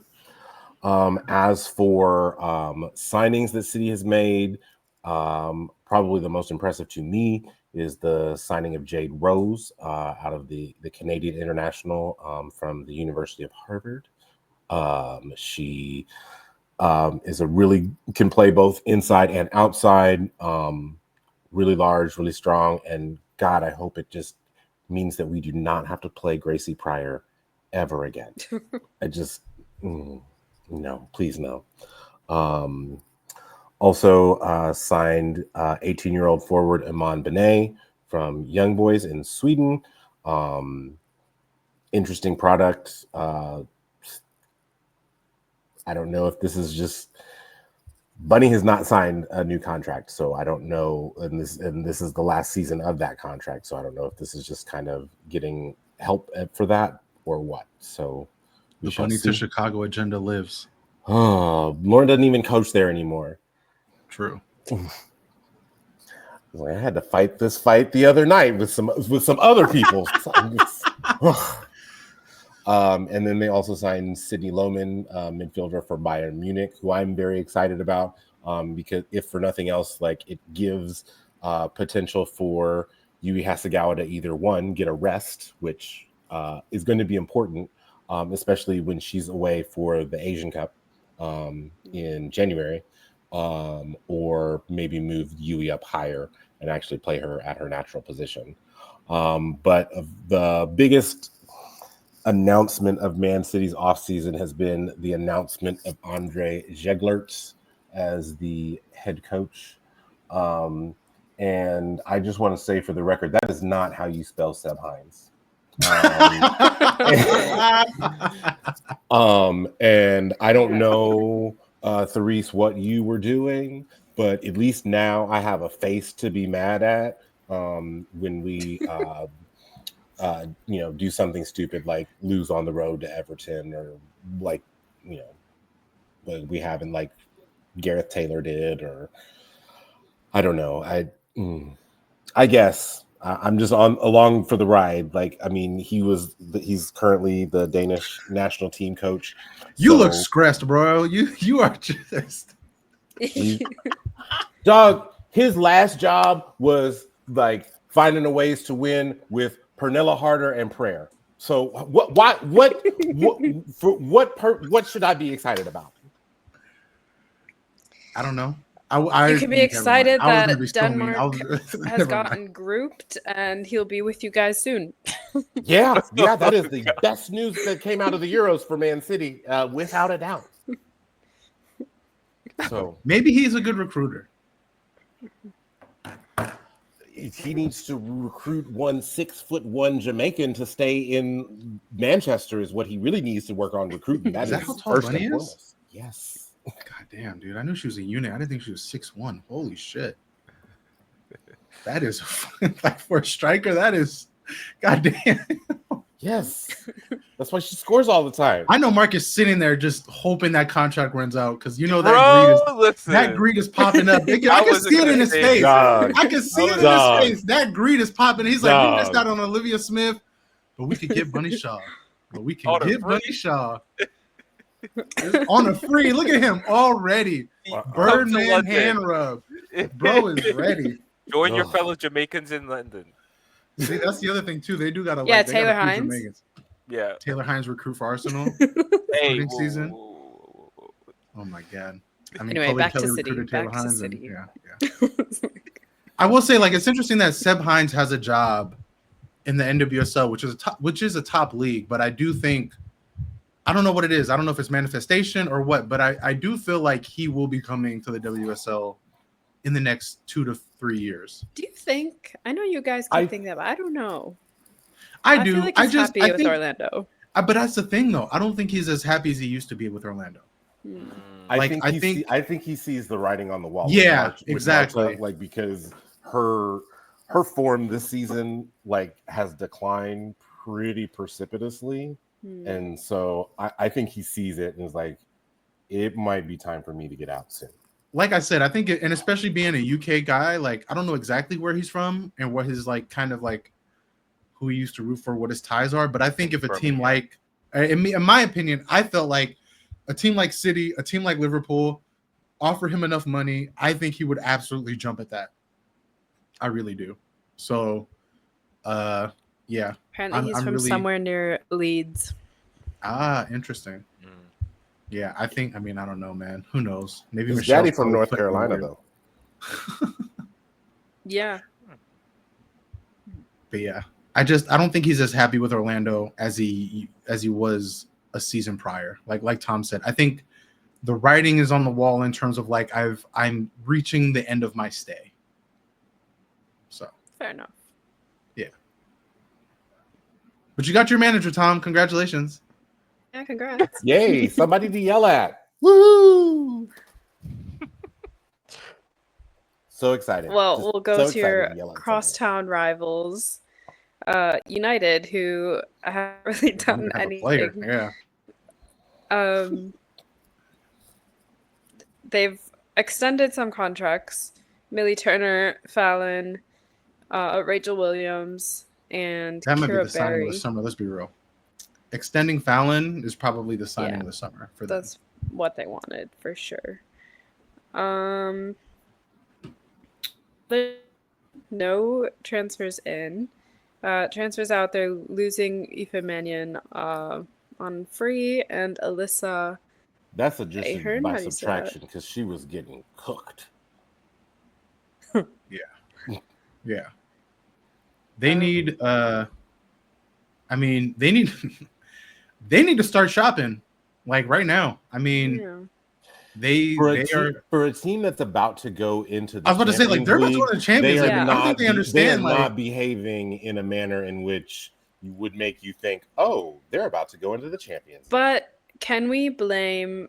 We can't blame the team. We know that the owner doesn't want to spend on them and doesn't care about them. So it's like, how much are they really going on the men's side this summer either? Don't look like. So what are they really doing in Manchester? So is it? They turned down that Jeff Bezos money. Yeah, that's Wait, can you guys hear me? Yeah, yes. You're good now, Mark. Are you good now, Mark? Do you have us on? Yeah, Mark? I think so. I think I can. Well, I can hear you guys now. Okay, you're good. Yes, continue. Okay, yeah. No, sorry. So I was kind of breaking up there, obviously, but I was hearing what you guys were saying about Man U not spending money, right? Like, I don't know if you guys or our listeners are familiar with Manchester United YouTuber Mark Goldbridge, but every day this man is heard of it. I've never really sat and watched it. Every day this man is ranting about the horrific, no good, very bad transfer window Man United are having on the men's side. They've announced one player, and where Chelsea, Arsenal, Liverpool, City have all signed multiples by now, officially, and are still shopping. Man United have announced one player, and they're haggling with Brentford for Bryan Mbeumo. I don't think United. I'm not surprised that they haven't done any business with the women because I think the cash is very low over there. So yeah, it's low, and it's whether or not it is low. I don't think any money is coming to the women's side, unfortunately. So they're gonna have to Well, then they're gonna get dumped out of Champions League in that first playoff round. To be honest. Yeah. But I guess also they're not losing much. So with the team they have, I feel like they've had some new players last season. They figured out, obviously, they played a lot better and did a lot better in the season than we initially expected. So now if they have more time together, they can gel a bit more. Maybe they'll continue on the path they were going. But I would hope to see something. I'm not going to have not have too high hopes. So, I mean, with all due respect, like I'm happy for the players of Manchester United. Like they did pull off an incredible season, but this is why, just like objectively speaking, like I really wish City would have done more to get into that Champions League spot, because they would at least be a team that would at least try and compete. Because right now it feels like Man United are just going in there saying, hey, we shocked the world, we got into the Champions League. Who really gives a fuck if we get grouped or knocked out in the first leg of the play? Like, it doesn't matter. Like, whatever. And that's such a shit attitude for an ownership that doesn't really care about the women's side. Like, to me, it's like, you don't deserve that spot. You know, I would rather go to a team like, as much as I enjoy like laughing and poking fun at Tom and like all this stuff, like City are a team that at least would try. City has ambition. Yeah, exactly. Like at the end of the day, like I want the league as a whole to be looked at in a favorable light and not to be looked at, you know, with one team kind of going into the biggest tournament on the planet, just being like, whatever. Like that's such dog shit. I don't know. That's terrible. do we have any more details on what their training ground situation is? Are they still going to have like that portable whatever? Well, if the new thing is built, right? Like that was why they were in the portables to begin with, because their new facilities were being built for the men. Yeah. So like if those are complete, then I just don't know if they're complete. I admittedly don't follow Manchester United news that closely. Nor should you. Okay. Just one quick note about Manchester United. Like, even with the good season that they had, I thought it kind of tapered out at the end. Like, I mean, they got there in the end with the Champions League, right? But I was thoroughly unimpressed with their FA Cup final showing. And like, true. You know, and so like it doesn't leave me with a whole lot of optimism for like even getting through the qualifying rounds of Europe, much less like doing much more than that. And then if they get dumped out of Champions League early, like what does the rest of their season look like? You know what I mean? Like what is there to look forward to? What are the ambitions? You know, like Mark Mark Skinner can do all the covering he wants of the ownership, but like it's going to be pretty clear how they feel about the women's team, you know, when they line up in a few weeks and there's no, you know, reinforcements and they're just expected to kind of go again, you know, like we have enough at home basically, which they don't, in my opinion. Yeah. And the draw for the Champions League like qualifiers happened already, so we know they're going to play PSV Eindhoven for their first I guess the semifinal of the qualifier. Do you know who's on the other side of their bracket? Hammarby and a Ukrainian club, Kharkiv. Hammarby. Ooh. So if they beat Eindhoven, they're more than likely to play Hammarby. If they got to go to Hammarby, it is hosted in Hammarby. Oh, it's a wrap! It is a wrap. They better get to shopping, or they better get to just. Let me tell you this. I'll tell you this right now. You better cover Jade Riviere, Gabby George, and Mel V. Millard in some prayer. Let me tell you now. Let me tell you that right now. Right. And just to kind of go back to it, I was looking it up. I looked it up. The training ground for Manchester United is apparently still on track to be finished by the end of the month. So July 31st is what they say. So I would imagine at that point, the women will go back to their training ground. Gotcha. But that remains to be seen. I mean, anything can happen with this ownership. Radcliffe could do anything. Who knows? Right. Yeah. And then also the one player, Jesa, is out on loan to Gotham, so I assume that at the end of the NWSL season, she'll come back to United. But who knows? Maybe she'll stay. Maybe they'll recall that loan before the Champions League. I don't even know if she would want that. She seems to be enjoying herself. That's the thing. Yeah, and she seemed to be very clear that she was not enjoying her time at Man United based on recent comments. So, and like, given how many other Brazilians are in NWSL, I feel like she would stay. Yeah. See, smart business would be to cash in on Jace now and then use that money to buy somebody. But if they're not going to buy anybody, like I guess it doesn't really matter. Especially having another Brazilian on the team in Gabby Portillo, I'm sure Jace is feeling much more at home. Yeah. Okay, next, Tottenham Hotspur. What did they say? They don't want to be called Spurs, right? Is that the No, thing? Yeah, they no, So I'm said don't gonna. call us Spurs, right? All right, They so I'm said gonna call them no, Spurs. no. No. They call no. You can call them Spurs. You can No? call them Tottenham Hotspurs, but you can't call them Tottenham. Was His that mama the called. thing? Really? Yes. Okay. I'll say so. Tottenham. So yeah, Tottenham. So Tottenham, they lost Becky Spencer. We know she was on loan to Chelsea. She will stay at Chelsea. And Moroccan forward Rosella Ayani or Ayan, she's out on as a free agent. She, I think, had more potential than she showed, and didn't really have too much of an impact at Tottenham. So yeah, not too much. And again, they haven't really done much in this window as well. They got a very young teenage Japanese international, Toko Koga, who is coming from Feyenoord, and that's a long-term, few-year deal. But she will be an exciting one. Again, more Japanese players coming into the league, which is exciting. But other than that, not too much. January is gonna be a rough month for the WSL with the Asian Cup because almost every team in True. the WSL has Except us. well. I mean, y'all just signed the first two black players and called one back from loan. So Listen, brother. Wait, Don't sit there and disrespect our team like first black player. Like we don't have let's be honest. Let's chill. No, but This doesn't Arsenal have is Rachel Australian Yankee players? and Alex Scott disrespect. Oh no, they do. That's Huh? true. Yes, The definitely. Aussie Australian, players yeah. are going to be gone because Australia plays for Asia in the Asian Kara Cup. Cooney Cross is gonna be gone. No. Oh fuck, that means Sam Kerr might be Look at you talking all that You're shit. like, Now what? wait. I was Sam Kerr's going right back out. Here I am Came thinking, back in, right back out. I was like, oh snap, we're about to lose our midfielder, our goalkeeper, and our outside back. This is and our backup to our holding midfielder, who is also Japanese. Oh Yeah. Yikes. So Yeah, we're you guys all have a losing lot of players in Japanese January. But as far as Tottenham go, I hope they get relegated. And that's not even like a rival thing. Well, it's a little bit of a rival thing, but also because if They you hired a new coach. huh?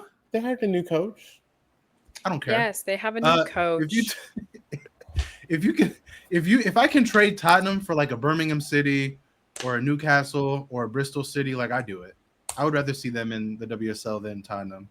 Because Tottenham to me are kind of like in that Liverpool, Man United category where they don't really seem to be interested in kind of investing in their women's side. So as far as I'm concerned, they can get gone too. I thought they were about it when they signed Bazet, and I was just like, oh shit, maybe they're trying to do something, but they did not care after that. They were just like, that's all we got. So yeah, they've had the most disappointing season and just been so underwhelming. But like Tom said, they have a new coach, Martin Ho, who's coming from SK Brann, and he actually season is currently still there. They're playing at the moment in the middle of the season, so I don't know when he's going to be over. But he got them into the Champions League in 2024, the quarterfinals when they lost to Barcelona. So did fairly well, and then also I think finished as high as second in the league. So some change, new manager boost. We'll see. But yeah, still kind of underwhelming. Yeah, they need players, man. And I think specifically defenders and maybe even a holding midfielder. I don't know. It was just obviously Willem's gone now, but it was always difficult to figure out what they were trying to do because they weren't good at any one thing really. You know what I mean? Especially after Beth England went down, the goals completely dried up, and that's when they really went into a tailspin. But yeah, it's what is the route for success for this Tottenham team?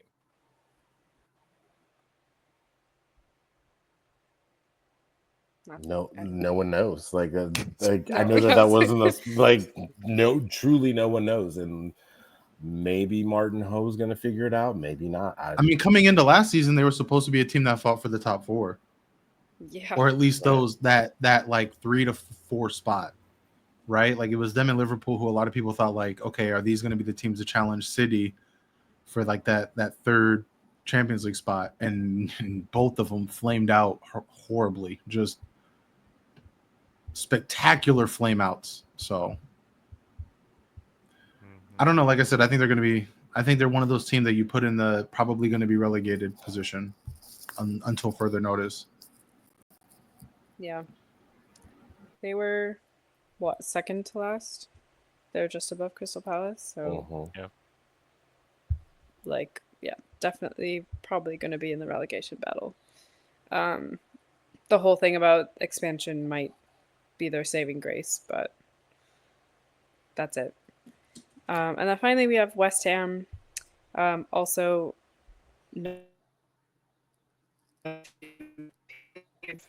either loans ending or free agency, including one Christy Mewis, who I believe is gone. Don't know if she is going to play again. I hope she plays again, but I also wouldn't be surprised if she calls it quits. But other than that, nothing, no transfers in. They haven't gotten any players. Another team that should probably do something, like they start off really poorly. I thought they would be the ones to possibly get relegated. Then they kind of turned it around a little bit. They had a few better performances later in the season. Yeah, because Shakira Martinez scored 10 goals. Yeah. But again, nothing happening on their end. And I guess, it is July still, mid-July. There's still time, but they've got to do something. The window closes late August? I think September. I think September? Oh, then yeah, there's plenty of time. And I also feel like this is like a perfect time, and especially for most teams in the WSL to wait for the end of the group stages for all the continental tournaments. Like wait for like the Euros' group stage is almost done at the time of the recording. At the time of this recording, Copa America Femenina has not started. We still have group stage play to go in WAFCON. So looking at these players and seeing players that, are shining in their international tournaments, like maybe this is a good like audition time. So for the teams who, if you're a fan of the teams who haven't really spent any money or signed any players, there's still hope, because this is still the scouting time period. So you can get a steal. So yeah. So you're saying there's still hope for me as a Chelsea fan that we're going to sign? Please stop. Sir, I need you to take. Stop. I need to take you to take your Australian outside back and go. Hey. Man says that like the team isn't already stacked. Like brothers complaining about, he didn't win. Like his team didn't win a domestic treble last season. That's the crazy part. Like a lot of Chelsea fans are like upset at Sonia for like the lack of urgency and things like that this window. And I can't even joke around and be like lifetime contract, because she won the fucking treble. Like I don't want that to happen anymore. You know what I'm saying? Like I don't want them to keep winning things. Domestic treble. Like what? What are we talking? What are we doing? Spend $1 million on a defender, and he's just sitting here sad. Crazy. That's the greed. It's so funny though. But you know what? Even the Chelsea players, I feel like domestic treble is cool, but you know what they all want. Oh yeah. Even Kat has said it. Even Kat has been like this. She didn't say these exact words, but she was like, "We didn't win the Champions League." No, you did not. Happy. Man, but she got Barcelona score 8 on y'all. That's crazy. Couldn't be. But she got one though. Yeah, well, she's got. But that's another player who, like, I think much like Mia Fisher, like a lot of people are waiting to see what happens. Could be going. Although, again, I thought he left her job at her old job because of Sonia. Because she didn't like her boss, and then she go to the new job, and then she got. Imagine your old boss following you to your new job. That's what happened to her. I had a situation like that in real life, but it wasn't like someone I hated. My 4th and 5th grade teacher, who I actually liked, she stayed at my elementary, because my elementary went from K to 6th grade, And then my 7th grade year, going into middle school, junior high was a different school, all that stuff. I turned the corner in a hallway and there she is. And I'm just like, what are you doing here? Like, respectfully. But she was like the art teacher there. So like it was like that. But I was actually happy to see her. I couldn't imagine if I actually hated her. And like finally I'm at a new school, new building, everything's great. Turn the hall and there she is, like, ain't no fucking way. Like, why are you here? Yeah. Like I couldn't be Kat and seeing Sonya being like, what? You're coming here? Like I moved to the UK to avoid this. I think Naomi being there obviously is helping keep her. Mm-hmm. And I also thought there were like signs of, oh, okay, maybe she won't stay much longer. But then there was one Instagram story post that she did where it was just like, oh, she scored so many goals for Chelsea, whatever. And she was like, oh, many more to come. Okay. Well, in the sense, like, thinking like, okay, she will be staying. But you're right. We'll I think see. Naomi is doing a lot of heavy lifting with keeping her there. Yeah, I think so too. Because if Kat leaves, then Naomi's like the only American there, right? Yeah, because Mia just left. Yeah. Plus, Kat is supposedly dating one of the Chelsea players, right? Oh, I didn't know that part. That's your guys' world. Yeah. I only know the obvious ones. I don't know. You know what I'm saying? Potentially. But anyway. Allegedly. I don't follow Instagram like that. But you know, if that is the case, then that is a great recruiting tactic. Yes. to be like, is it? I mean, listen, if you're Chelsea, like, I mean, you got to do what you got to do, right? But see, that's why I thought Ellie Carpenter would also go to London City. Like I said, I just think it's a contract thing, like paying her. Like, she comes with a pretty hefty salary. Oh, because she wasn't. Mistaken. Oh, just paying it. Was she also free transfer? Yeah, she was a free. Her contract was up, but Lyon, not technically, right? Because it was like just a swap with Ashley. So we don't know if it was Chelsea paid a fee. Yeah, Chelsea paid a fee for Carpenter. Okay, so that's why. Okay, well there you go. It said undisclosed. I think we just don't know how much it was, but they did pay a fee. So, okay. But yeah, West Ham. I think. Yeah. I don't know. I think West Ham are one of those teams. Like, I would actually put them out of the relegation battle, but like lower mid-table teams. I just think, you know, like Deepti said, like it's been a quiet window for a lot of teams. It's still early, which is why, like, as an Arsenal fan, this is all insane to me because I'm not used to my club doing business this early. So like, I don't know how this feels, but like, yeah, like there's still time. And I also think that teams would do good to look at the NWSL because there's a lot of clubs, the club that I cover, Angel City included, that are going to be looking to find ways to get into roster compliance. That's what I was looking for. Thank you. Yeah. So like there are teams out there that have players coming off of season-ending injury lists and players kind of being moved and shuffled around as they continue to make signings this open window. And so I think WSL teams would do good to look at the NWSL because there is a lot of talent out there that could be brought over for loans, that can be signed, and you can get them for a pretty decent penny, I feel like, when compared to what the cost is going around the rest of Europe. So it's still early, but I think West Ham are one of those teams where they probably aren't going to do a whole lot of shopping, but I think if they can get one or two key players in, they'll see another year of WSL for sure. Yeah. I'm also interested. Go ahead.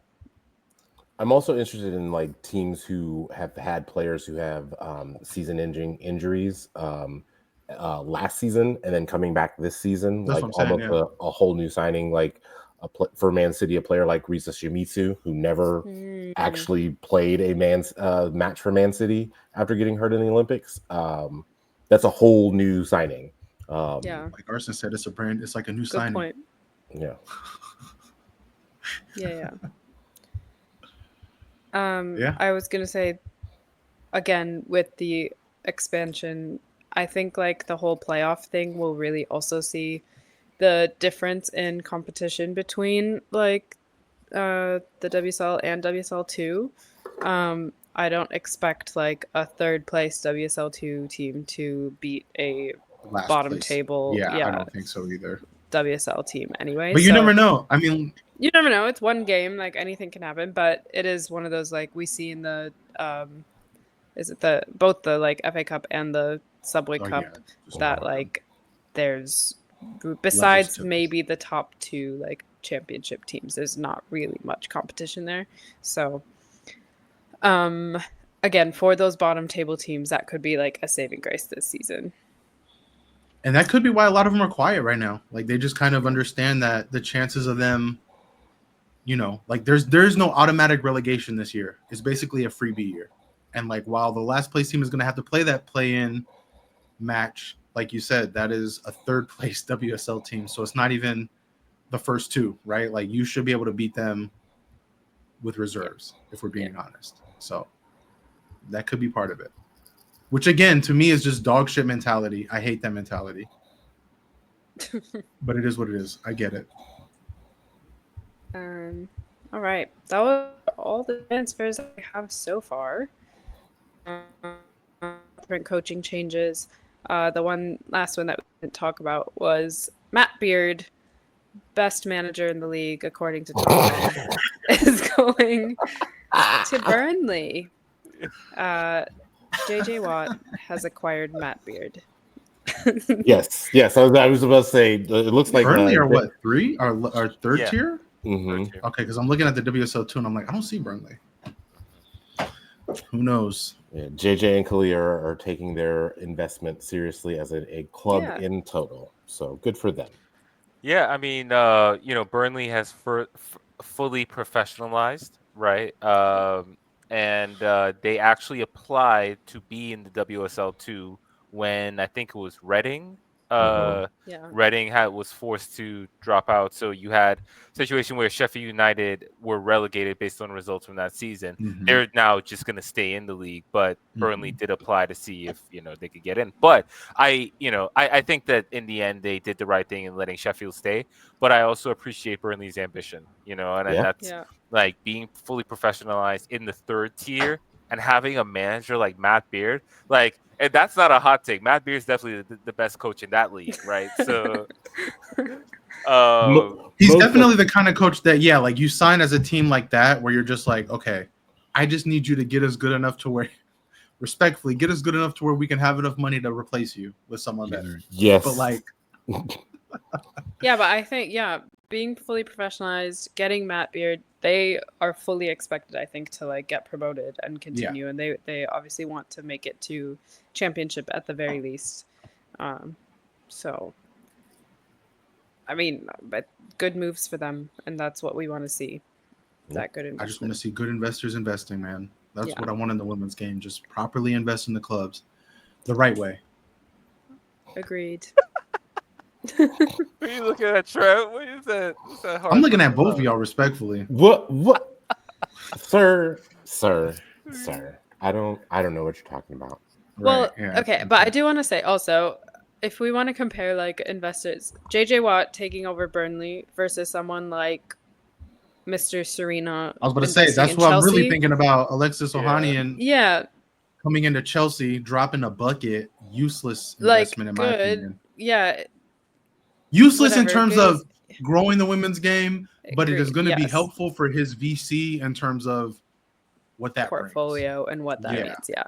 So like I see it from like VC perspective, money perspective. No, I totally get it. Like that's the thing. Like I know I talk a lot of shit. I say I get it. Like I get the business side of it, but like we're here talking football. And to me, if we're just talking football, like I want to see investment all around for these teams. Like him going to Chelsea, like we talked about it before. Him going to Chelsea doesn't do anything. Yeah. Like their money's already long. Like it doesn't really help the team in a significant way to move the needle. It doesn't grow the game. Yeah, like had he gone to like Liverpool or something, that would have been huge. Had he gone to like Everton or West Ham or even if he helped like United like on the women's side and help separate that. I mean, Chelsea has money. So that's why, and I'm a bit surprised though also coming from like he has grown the game in other sports, like his track and field stuff that he's done with like Athos and like other women's sports that he is always helping grow it and like advertise and do stuff for it. So he's still part owner here at Angel City. So like he helped build that, right? So So that was a bit surprising that he went for Chelsea of all the teams, but it is what it is. But there are other investors, people like JJ Watt putting in like investing into the smaller teams and helping them grow from like bottom up. So love that. I'm a bit biased also because I just love the Watt family, but shout out Wisconsin. I was going to say that sounds like some Wisconsin bias showing, but I'm gonna let you cook. That's all I got. You guys got? I ain't got nothing else. You got a coach? Again, that's a really weird way to spell Seb Hines, but okay.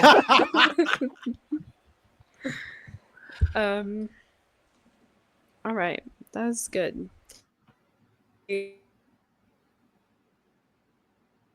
call it. Oh, we might have lost you. Did we lose you? Are you there? Okay, cool. Oh, did you lose me? Almost. You're still here. We're almost at the finish line. We got it. I was like, we've been talking for 2 hours about this is the interesting part. So, like, real quick behind the scenes look, like, this is going to be the interesting part because in 2 years we're going to have 14 teams. So, Are we still the 12? We're still the 12, but these goodbyes are going to be a little bit different. Be the 12. Yeah. We still have a whole season. We're like of college 12 teams. We're like college conferences. Yeah, we're the Pac-12 with 8 teams, two teams. We're the Big Ten with. We're the Big Ten with 14 teams. Yeah. We're the Big 12 with 18 teams. We are forever going to be the 12. We are the ones that wanted this expansion. So, like, we manifested it. We're just gonna have to deal with it. But we have a whole season to come up with a new closing segment and closing line. But for now, we are still the 12, and I'm still going to say it because we're done with this episode. Thank you for listening. We will be back throughout the offseason as more news comes out. And honestly, the season is not even that far away. So we're excited for that. In the meantime, watch those international tournaments. The Euros are happening. The Copa America just started. WAFCON is going on. What else is like AFC, the qualifiers for I think the Asian Cup, lots of football. But other than that, you can find us on Apple, Spotify, YouTube, wherever you listen to your podcast. Hit that follow button and stay up to date when new episodes drop. Leave us a rating and a review if you can. We would love to hear your feedback. There are 12 teams, 6 matches, not right now, 4 hosts. You are listening to the 12. Keep watching football, y'all. Help us come up with a new ending line if you can. And we will see you next time. Lauren, come home! Come on home! Read of the Bible.